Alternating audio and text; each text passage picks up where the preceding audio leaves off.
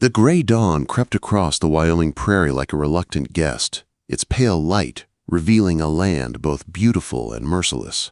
October of 1878 had come hard that year. The wind from the mountains carried the scent of snow and the kind of cold that bit through wool and bone alike. Sarah Whitman gripped the reins of her weary horse with hands roughened from months of travel. The wagon behind her groaned under its own weight, one wheel wobbling like a drunk at closing time. Beside her sat Caleb, 16, and trying his best to look older than he was. His hat was too big for him, his shoulders too thin for the world's burdens he was already carrying. He dozed against the jostling seat, the smell of dust and old wood surrounding them. They had been on the road since dawn, chasing a promise that seemed thinner with every mile. A land agent back in Cheyenne had spoken of unclaimed territory near the Laramie Mountains, good soil, water rights, fine grazing land, he'd said. But promises made in offices rarely survived the open plains. Out here, a man's word wasn't worth a plug nickel if there wasn't a gun to back it. Sarah's eyes stung from the cold wind, but she kept going. Stopping meant thinking about Thomas, about the grave in Ohio soil she'd left behind. Her husband's war wounds had taken years to kill him, and when they finally did, they'd left her with a debt she couldn't pay and a brother too young to fend for himself. So she'd sold everything that wasn't nailed down, bought a worn-out mare and a wagon, and pointed west. Caleb stirred, rubbing his eyes. "Are we there yet?" Quote, "Soon," she said softly, though she didn't know where there even was anymore. The wagon hit a rut, jolting them both. Something in the back crashed to the floorboards. Sarah winced, praying it wasn't the last jar of preserves. Supplies were running low, flour, beans, and salt pork that had begun to smell like regret. Then Caleb pointed, his voice hopeful. "Look, smoke!" Sarah squinted against the glare. Sure enough, a thin gray column rose from the horizon. Smoke meant fire, fire meant people, and people meant either salvation or trouble. As they crested the next rise, a small town came into view, if it could be called that. A scattering of rough-hewn buildings huddled against the endless prairie. A crooked sign read Ducker's Goods above what passed for a general store. Beside it, a saloon leaned like it had one too many drinks, and a blacksmith's forge sent sparks into the cold air. Sarah pulled the horse to a stop and climbed down, her knees stiff from the ride. Caleb followed, stretching his long limbs and trying to stand taller than he was. A woman stepped out of the store, a stout matron with kind eyes and a patched calico dress. "You folks look like you've come a fair piece," she called. "Yes, ma'am," Sarah said, brushing the dust from her skirt. "We're from Ohio, looking for unclaimed land near the mountains." "A Mr. Hendricks in Cheyenne said." The woman sighed, pity softening her weathered face. "That man's been sending folks this way all year with talk of paradise. Truth is, there's land aplenty, but keeping it's another story, especially with the Colson gang prowling these parts." Sarah frowned. "Colson gang?" "Mean as rattlesnakes and twice as hard to kill," the woman said quietly. "They run off newcomers, steal livestock, even burned a homestead last month. Folks don't stay long after Colson pays them a visit." Before Sarah could reply, the saloon doors banged open. 3 men swaggered out, boots jangling with spurs. The leader was tall and lean, his beard scraggly, his eyes a cold shade of gray that made her stomach twist. He spotted her immediately. "Well, well," he drawled, a grin spreading across his face. "Fresh meat." His companions laughed, the sound low and ugly. Sarah instinctively stepped in front of Caleb. "Name's Jake Colson," the man said as he sauntered closer, "and this here's my town. Anyone new pays a welcome tax." "We don't have money for taxes," Sarah said, keeping her voice steady. "We're just passing through." "Ain't that sweet," one of his men sneered, a thick brute with a scar cutting down his cheek. "Pretty thing like you shouldn't be traveling without a man. Dangerous out here." "That's none of your concern," Sarah replied, her chin lifting. "Oh, I think it is," Colson said, stepping close enough that she could smell whiskey and rot on his breath. "Everything. Here's my concern." Caleb moved without thinking, shoving between them. "Leave her alone!" The scarred man's backhand came fast and hard. Caleb hit the dirt, dazed. Sarah dropped to help him, but Coulson's hand clamped around her arm, his fingers digging cruelly into her flesh. "Spirited," he said, smirking. "I like that. You can pay in cash, or we can make other arrangements." The sound of a rifle being cocked split the air like thunder. "Let her go." The voice came from behind them, low, gravelly, and full of promise. Every head turned. A man stood in the middle of the street, the morning sun glinting off the barrel of a Winchester rifle. He was enormous, at least 6.5 feet tall, broad-shouldered, wearing a long leather coat dusted with trail dirt. His beard was thick and black, his eyes cold as mountain ice. Coulson stiffened. "This ain't your business, Thornton." "It is now." The giant's tone never rose, but it carried weight. "You want to play games, Coulson? Do it with men who can fight back, not women and boys." Coulson's smirk faltered, but he didn't step away. "Since when do you care about anything but that ranch of yours?" "Since right now." Thornton's rifle didn't waver. "Let her go." The silence was taut as a drawn bow. Wind whistled through the gap between buildings, stirring dust around their boots. Then Coulson's jaw clenched. He released her arm and stepped back. "This ain't over," he growled. "You can't watch them forever." Thornton's eyes narrowed. "Try me." Coulson and his men turned and stalked away, vanishing into the saloon's shadow. Only then did Sarah realize she was shaking. She helped Caleb up, brushing dirt from his face. "Thank you," she said softly to the stranger. He looked at her, eyes sharp and unreadable. "This territory isn't kind to the weak," he said. "If you're smart, you'll turn that wagon around."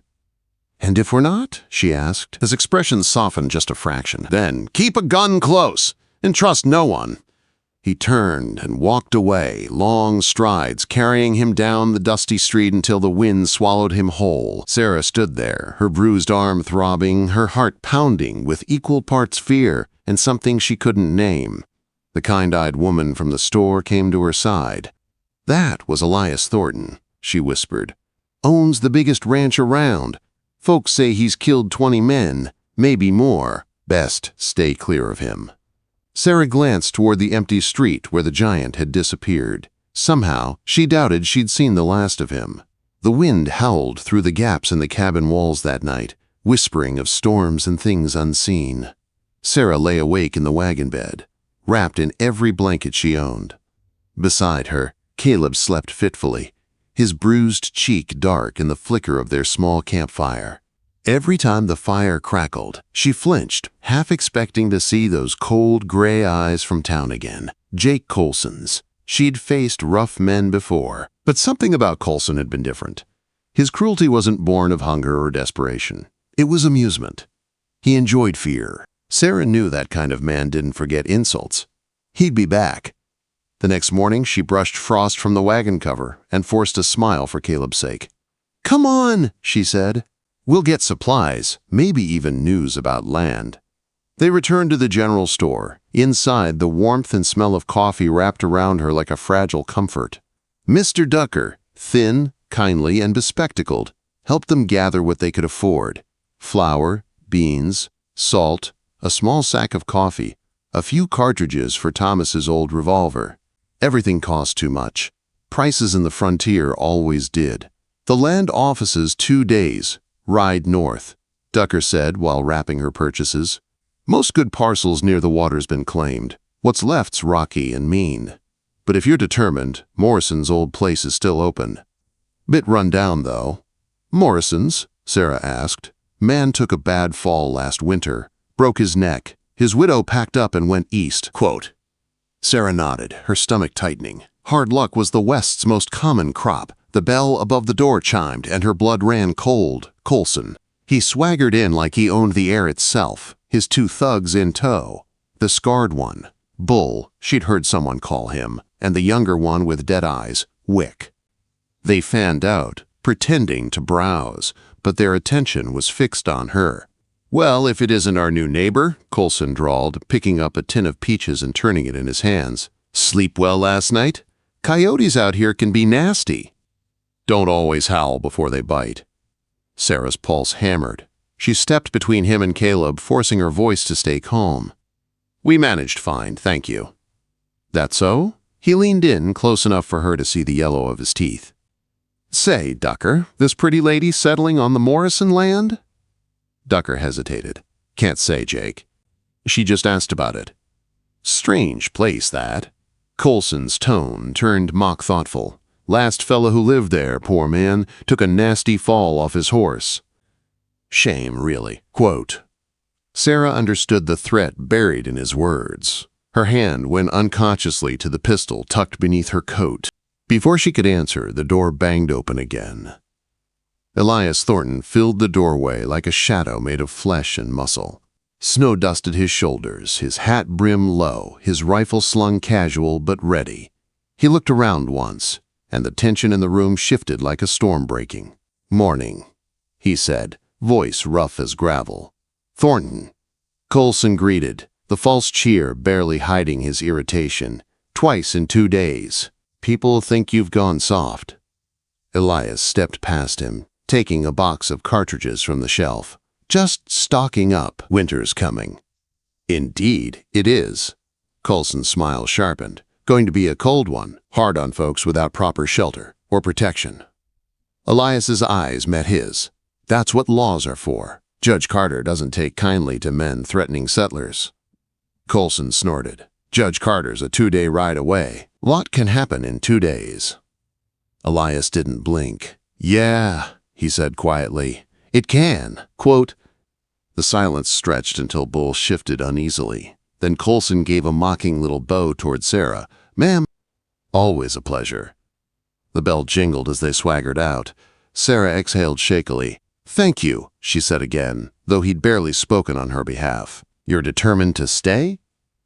Elias asked, his expression unreadable. She met his gaze. We have nowhere else to go.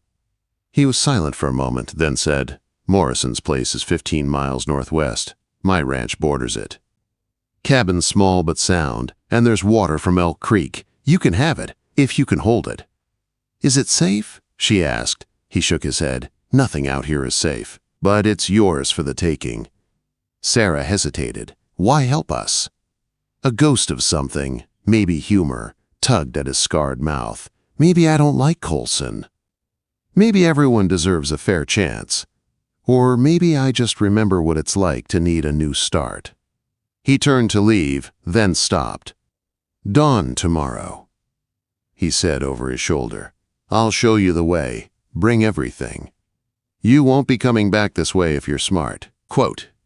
When he was gone, Ducker leaned across the counter, lowering his voice. You've made yourself an ally, Mrs. Whitman.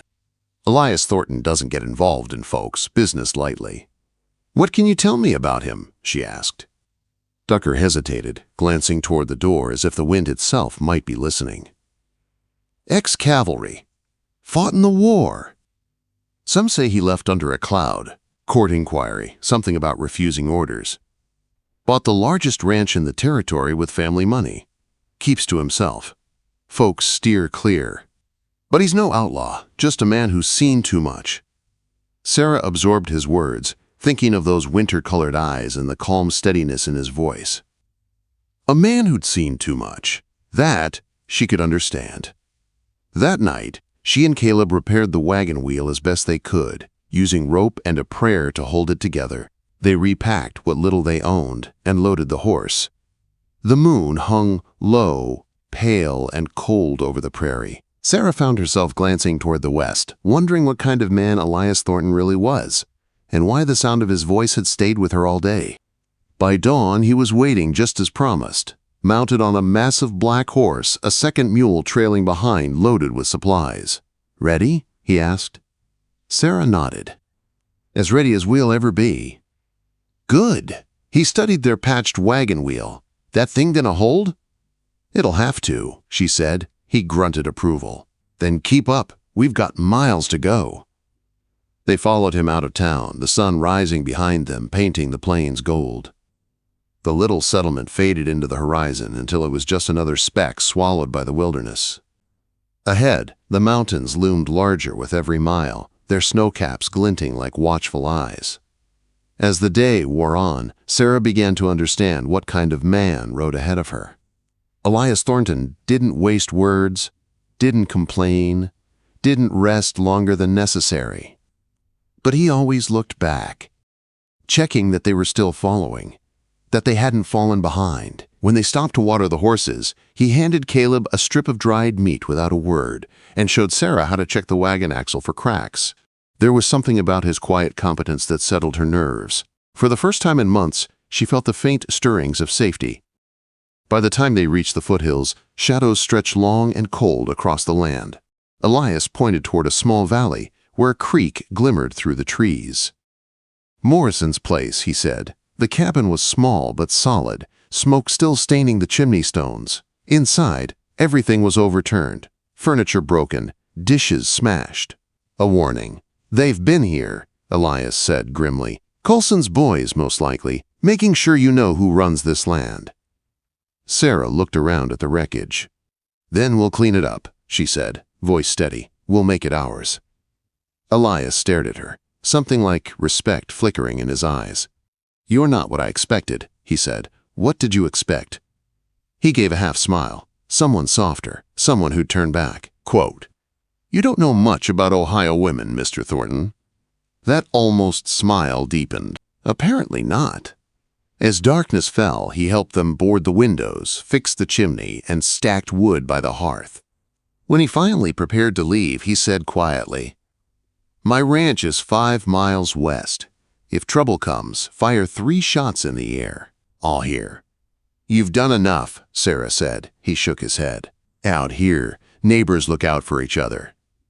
And then he was gone, swallowed by the same wilderness from which he'd come. Sarah stood in the doorway of her new home, listening to the wind whisper through the cottonwoods and the distant cry of wolves. Caleb came to her side, still limping from his bruise. "You think they'll come back?" he asked. "Yes," she said softly, "but next time we'll be ready." And as she loaded Thomas's old revolver, she couldn't stop hearing the voice of the giant rancher echoing in her mind, steady, calm, and dangerous. "If they touch you again, I'll bury them myself." The first storm of winter rolled down from the mountains like an army, its icy wind clawing through every crack in the cabin walls. Snow fell heavy and fast, muffling the world in a white silence. Inside, the fire crackled weakly against the cold. Sarah sat near it, wrapping another blanket around Caleb. His ankle, swollen and bruised, rested on a pillow. They had been at the Morrison place 4 days. In that time, they'd mended the door, patched the roof, and stacked what little wood they could find. But their supplies were thin, and the storm came too soon. Caleb stirred. "I'll be fine, Sarah. Go rest." She shook her head. "I'm not tired." She was, but she wouldn't say it. She couldn't show weakness. Not now. Not after everything they'd risked to reach this place. The wind screamed outside, rattling the shutters. A faint sound rose above the storm, a crack, like a branch breaking, then another. Sarah's heart leapt. It wasn't the wind. Someone was out there. She reached for Thomas's revolver, her hands trembling slightly. Then, over the howling wind, came a deep, steady knock on the door. "Who's there?" she shouted.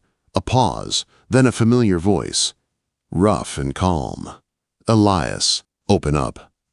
Relief and confusion flooded through her at once. She unbarred the door. A gust of snow swirled in, and with it came the giant rancher himself.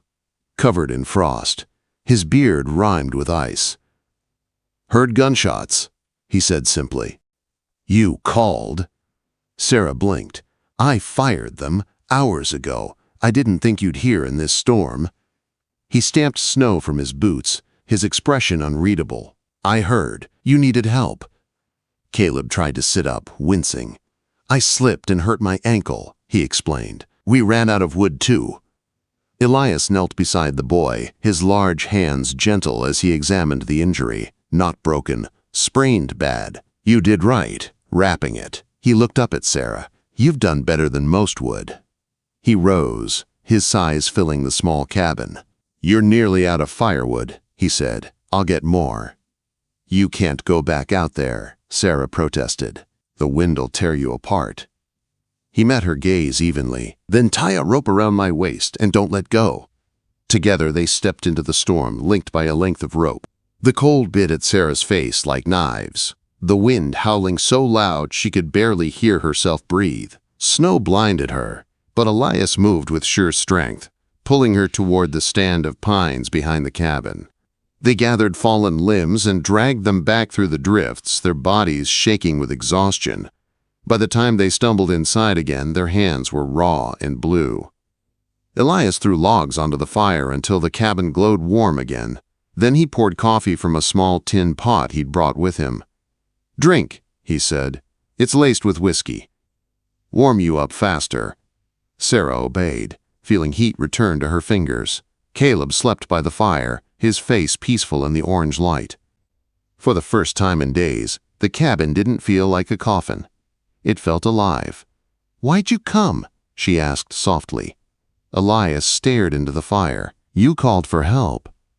"That's not what I mean," she said. "You could have ignored it, could have let the storm do its work." Quote. His eyes lifted to hers, gray and haunted. "Because I've ignored too many calls for help before." The fire popped. Outside, the wind screamed like a living thing. Sarah waited, sensing the weight behind his words. "I was cavalry once," he said finally, voice low. "Major in the war. Afterward, they sent us west to keep the peace. Only peace never came easy. There was a village. Cheyenne people. Orders were to move them off their land. Something went wrong. Someone fired a shot. By the time it stopped, there were 37 bodies, mostly women, children." Sarah's heart ached. "You tried to stop it?" Quote. "I tried. Didn't matter. The army wanted it buried. I testified. My men called me a traitor, so I left." He stared at his hands. "Bought a ranch, figured I'd live quiet. But some ghosts don't stay buried." Silence hung between them. Sarah reached across the table, resting her hand on his. His skin was rough, scarred. "We all have ghosts," she said softly. "I watched my husband die by inches, fed him morphine when I knew it was killing him, because I couldn't stand to see him suffer anymore. Every night since, I've wondered if that makes me merciful or weak." Elias's hand closed around hers, gentle but firm. "It makes you human." Their eyes met. For a heartbeat, the air between them changed. Charged, fragile, real. Then he looked away, standing abruptly. "I'll sleep by the door, in case the storm brings trouble." She nodded, though her chest ached. Morning brought silence. The storm had passed, leaving the world buried in white. Sarah stepped outside, her breath clouding the cold air. The valley sparkled under a pale sun. Inside, Elias was already up, feeding the fire and checking on Caleb.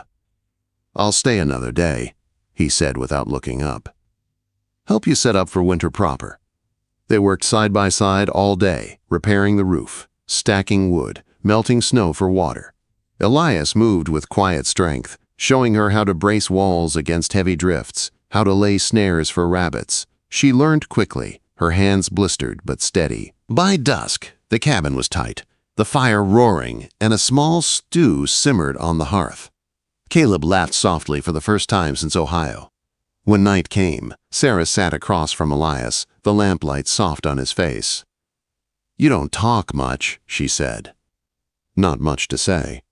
"You've done more for us than anyone had a right to. Why?" He hesitated. "Because I see the same fight in your eyes I once had.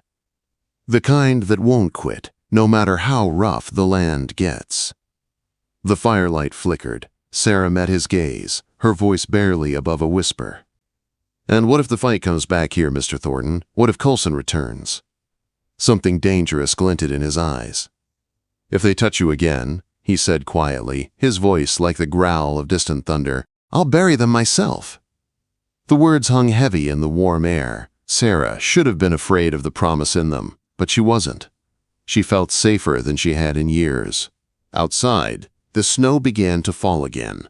Soft this time, gentle, like forgiveness. And inside that small cabin in the heart of the untamed Wyoming wilderness, two lost souls sat in silence, the fire between them burning bright enough to light the first spark of something they both thought long dead.